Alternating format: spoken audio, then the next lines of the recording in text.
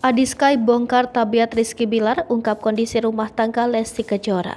Sahabat Rizky Bilar membongkar tabiat suami Lesti Kejora tersebut ketika berada di rumah, terutama setelah kasus KDRT menerpa keluarga kecil tersebut. Diketahui, Rizky Bilar dan Lesti Kejora memutuskan untuk pindah rumah setelah kasus KDRT terjadi di rumah tangga mereka.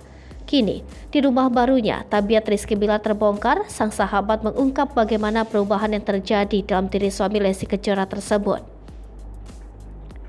Pernikahan Rizky Bilar dan Lesti Kejora terlihat semakin harmonis setelah berhasil lalui prahara kekerasan dalam rumah tangga. Mereka kini juga pindah ke rumah yang lebih sederhana dan tinggal bertiga saja. Sahabat Rizky Bilar, Adiskai, bahkan sangat senang mengetahui perubahan sikap suami Lesti Kejora. Seperti apakah perubahan sikap Rizky Bilar seusai kasus tindakan kekerasan dalam rumah tangga terhadap Lesti jadi sorotan? Hal ini dibongkar langsung oleh sahabat Rizky Bilar, Adiskai, yang mengungkapkan kabar terbaru rumah tangga Lesti dan Bilar ini. Adiskai mengatakan bahwa kini Bilar dan Lesti jauh lebih baik. Tak hanya itu, pemilik nama asli Rahmat Aminadi ini juga mengungkapkan perubahan pada Bilar seusai kasus KDRT terhadap Lesti Kejora. Adiskai mengaku senang karena Bilar sekarang lebih religius, lebih kalem. Adi mengatakan bahwa setiap manusia pasti memiliki kesalahan di masa lalu. Ia menegaskan kini Bilar ingin memperbaiki kesalahan yang pernah ia perbuat. Lebih lanjut, Adi mengatakan bahwa sang sahabat saat ini hanya tinggal bertiga saja. Sebelumnya, pasangan yang dijuluki Leslar ini sempat tinggal bersama orang tuanya.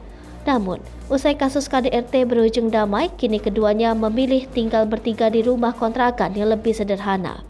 Sebagai sahabat, Adi dan Bilar sering bertukar pendapat, bercerita satu sama lain, tentunya juga saling memberi dukungan.